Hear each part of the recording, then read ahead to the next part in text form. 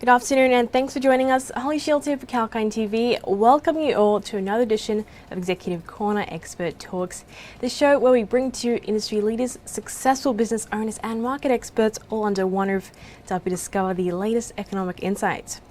Today we're thrilled to be joined by the BNPL market leaders of Zipco to shed some light on the space for us. Please welcome Dr. Tommy Mermelshtayn, Chief Strategy Officer. It's great to have you with us. Thanks, and have a great day, and thanks for having me today. Well, welcome to the show. Now, first of all, congratulations is in order for your exceptional financial year 21 results and a transformational 12-month period.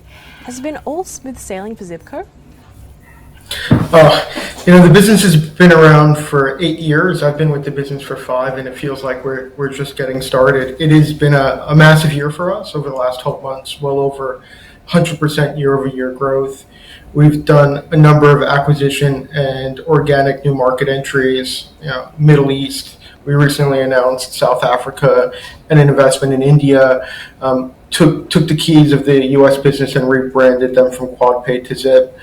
And all in the time of COVID, through Zoom and distributed teams. So it's been a very busy 12 months, but we're very excited about the next 12 months as well. And that's incredible to hear. So would you say that COVID has been more of an opportunity rather than a speed bump for you? I think we've been, besides for the human toll and, a huge amount of mental health issues, and there's been significant economic sort of costs. Net, though, Zip as a business has been a beneficiary, and I think that's because, one, is we're a technology business, and we've always had the ability to work remotely with distributed teams. I think it's fundamentally changed how consumers transact and make purchases. So the growth of e-commerce, where the lion's share of our business, in particular in markets like the U.S., has been growing very strong. And then, the government support has helped, the consumer. So, savings rates and, the repayment profiles of our customers are looking extremely healthy. So net, we've probably done okay out of it, but it is a challenge, working from home, lockdowns, all the stress that comes from us, and then you have to continue to sort of make sure your credit models are appropriately timed as stimulus potentially comes off and things are rapidly evolving. Oh, I don't doubt that. And it's safe to say that it seems like you've come out on top with that, so that's very good indeed. Now, you mentioned your expansion to international markets. So just to touch on your recent strategic investment in that Zest Money, the BNPL player, how would you say this bolsters Zipco's global presence? So we see it truly an opportunity to create a global powerhouse. And there are very few players right now that can offer up the number of markets and the diversity of markets, both across developed and emerging markets, that's similar to Zip's footprint. And that's because we think the opportunity is massive as consumers, not only in countries like Australia and the US, move to point-of-sale finance and interest-free installments, but in emerging markets like India, where affordability is a real challenge, access to traditional credit with like bureau files, it is truly challenging. And if you take a step back and you look at India as a market, it has very strong payment infrastructure with UPI. It's got a very large and growing middle class, and consumerism is on the up. E-commerce growth is, one of the fastest growing e-commerce markets globally. So the size of the prize there is very large. And if it felt like when we think about our global aspirations and our mission and our purpose, it's in a market that over time we definitely want to have a footprint in. It makes sense to back a local team. So we did a lot of work. Who are the players locally? What is the market going to look like over the coming years? What are the different product offerings and the regulatory requirements to actually have an installment offering? We've been quite friendly with the Zest Money team for some time. It's nice that their name starts with a Z as well. And so we've been following their story, and we're very excited to partner with them. Peter Gray, one of our co-founders, will be joining their board, and we think we have a lot of value to deliver to them, and vice versa. We're continuing to learn about the market. It's very exciting. We think some of the learnings that we have will be very relevant for them. But ultimately, we're also seeing a lot of latent demand in our merchant network for exposure to emerging markets, and India is up there on the list. So, just after the announcement, the number of inbound from merchants and also payment processors and PSP and other types of partners around, can we also look at expanding the relationship to India is already coming through. That's great to hear, and sounds like a very promising partnership indeed. Now, you mentioned as well your expansion to the South African market, I believe. Could you tell us a bit about that? Sure. So there's the number one player in South Africa is a business called PayFlex. When we acquired PartPay more than 3 years ago, it actually came with an equity interest in PayFlex, and we got to know that business over the last 3 years. So our day one, once we acquire a business, looks very different when you've known the founding team and you've been sharing insights and technology for the last 3 years. And a number of weeks ago, we announced the full acquisition of that business. It just made sense to bring it in-house right now. We're looking forward to completing that transaction over the coming months and welcoming the broader PayFlex team into the business. They are clearly the market leader. And one of the things we really like about that business is the alignment of culture. And it's actually one of the markets that has the lowest bad debt rates. So their unique decisioning technology very much aligned with us around the ethos of financial responsibility. Their product set is quite interesting. And it's another important addition to the broader group. That's incredible. It sounds like it's a very good match for you indeed, a match made in heaven there. Are there any other international markets that pique your interest? Well, we have we announced also the entry into the Middle East, the GCC region, through the acquisition of Spotty.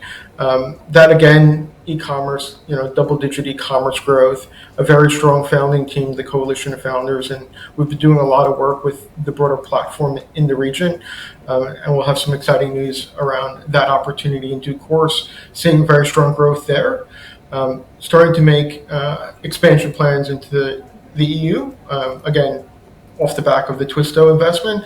And recently we launched in Mexico and Canada organically. And it's really the ability to offer all those markets through a single integration and a single merchant interface that is the merchant promise.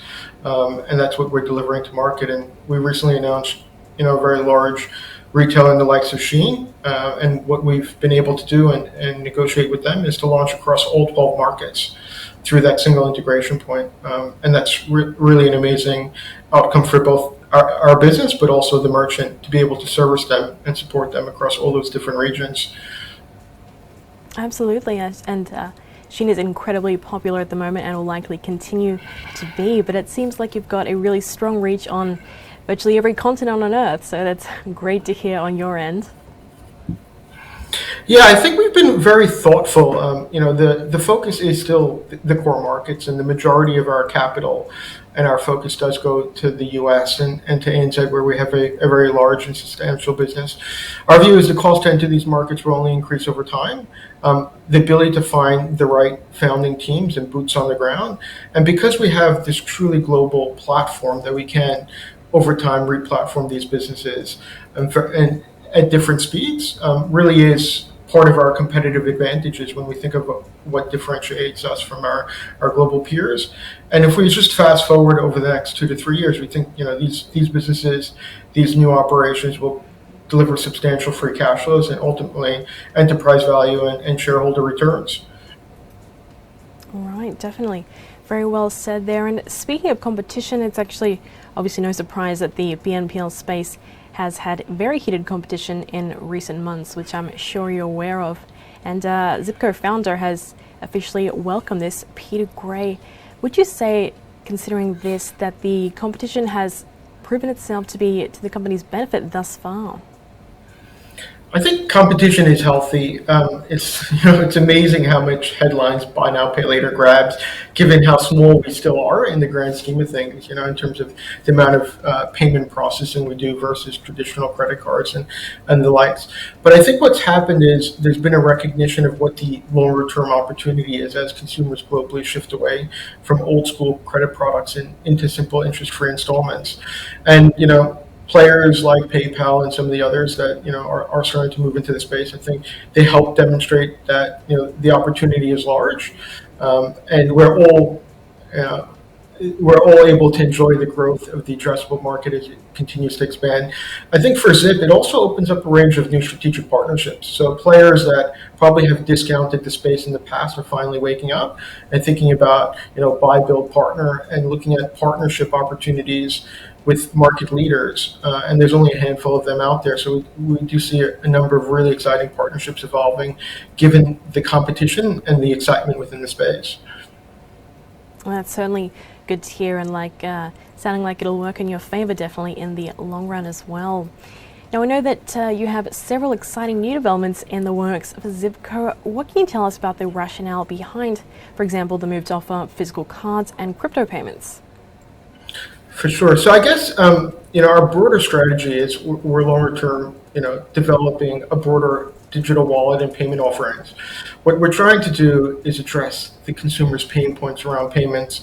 And if you think about our mission to be the first payment choice everywhere and every day, it really speaks to a much broader offering and developing this deep engagement with our customer base. So through the trusted relationship around credit, we can move into other adjacent services. In the U.S., for example, though, paying with mobile wallets and phones, Apple Pay and Google Pay isn't as prevalent, given the physical card readers just don't enable that, and consumers haven't nearly adopted the tap and go mentality that we have here in Australia. So the physical card in the US will be really important as we continue to sort of take advantage of the in-store opportunity, which is really large and underdeveloped in the market like the US. So physical card in the US is very high priority for us. We did a pilot and we had some very strong uptake and increase in transaction frequency, and just having the physical card in a wallet gives you sort of that mind share, where in Australia that's clearly not required. So that's a very exciting initiative for the US in particular. And then more generally, when you start thinking about crypto and rewards, again, it's about building out the use cases. And we speak to our customers, we try to understand what they're looking for and what they're looking for from Zip specifically, and what we have the right to play in. And crypto, again, is a natural extension where customers are looking to get in, and we can enable that through some of the rewards offerings and some of the broader digital wallet capabilities, and that's another feature set we look to launch first in the US, but then look at other markets where it's applicable as well. Well, that's really good to hear. It sounds like you're definitely staying on top of the game and evolving with the times there, especially with the introduction of the crypto payments. But I actually took a guess that the introduction of physical cards was something that would definitely benefit the older range of your consumers who are definitely used to that kind of medium. Is that the case? It's really starting in the US, not necessarily going to help us target a different age demographic. It's more about that in-store opportunity. And in reality, just there are many places in the US where you can pay with Apple Pay or Google. It's just the card readers aren't as advanced, and consumers haven't, even the younger demographics, just haven't adopted the digital wallet payments as fast as we have in some markets like Australia or even Southeast Asia. So that was the primary sort of driver behind that. But it all speaks to the longer term strategy. We're trying to develop a very strong, deeper payments experience and the increased engagement with our customer base. So other payment use cases, and again, physical card in some markets is a relevant requirement. All right, certainly very interesting and important to have that variety there as well in terms of payment options. Now, just before we wrap up, what can you tell us about what's on the horizon for Zipco in the near term, and potentially do you have any predictions as to how the BNPL space will play out in financial year 22? Well, I'll speak to Zip first, and then we can talk about sort of how the market shakes up for competition. For us, continued focus on consumer and merchant. So we're very focused on expanding the product set. We're relevant with both our consumer base and also developing a range of new services and products for our merchants so that we become more important to them and stay ahead of the competition in essence. So one is the expansion, the continued focus on our core set. So we still see a huge opportunity to grow the customer base, to grow the merchant network in the markets we play in, and then expand over time. The second focus for us is we have made a number of strategic investments and bets. it's time to demonstrate the growth from those green shoots. And so we're really excited that over the next couple months we'll start announcing and sharing more around how some of these new market expansion activities are actually shaping up, and some of the flywheel merchants that we have in the pipeline that will help us scale in those markets extremely quickly. And the third focus is just on the people and the team. So in times of COVID, globally distributed team, globalization, making sure we have the right people in the right places. We continue to support our talent, our Zipsters is also always going to be a continued focus. We're at well over 1,000 people now, and we have still very strong growth aspirations, and we need to make sure that the Zip culture, the Zip, the way we work, our focus on innovation, on product and technology continues to stay ahead of the curve. In terms of the market, I'd say there will be more interesting deals as the market continues to evolve. I think that the space will remain competitive, but in a good way. And I'd also see you'll start to see players, expand from pure play buy now, pay later. That's a great opening wedge to build a customer relationship. But Zip and many of our global peers, you can see us very quickly expanding that relationship across a range of products and services in the financial space. So you start seeing some players probably, do more on the consumer side of the equation. Some players might start differentiating by developing more services around the platform from a merchant interface perspective. And I think you'll see more segment-specific players that are really going to go and stay very focused, but can build, serious and sustainable businesses around specific ecosystems. But there's a lot of potential growth for all of us, and I think we'll continue to take market share away from the old school dinosaurs. No doubt. It'll be interesting to see how that plays out and how the space evolves as well. And it sounds like you've got quite a lot of growth still left ahead of you to go. So we look forward to seeing that in the near term and future as well. Thank you very much, and thanks for having me today. Thanks for joining us. Yes, on that note, it is just about all we have time for today. Folks, thanks for joining us. And if you missed this episode, you can catch it later today. We've had a great discussion with Mr. Tommy Mermelshtayn of Zipco as well. You can catch this edition of Executive Corner Expert Talks on the channel later today. But for now, thanks for your time and stay tuned to Kalkine TV for more live updates.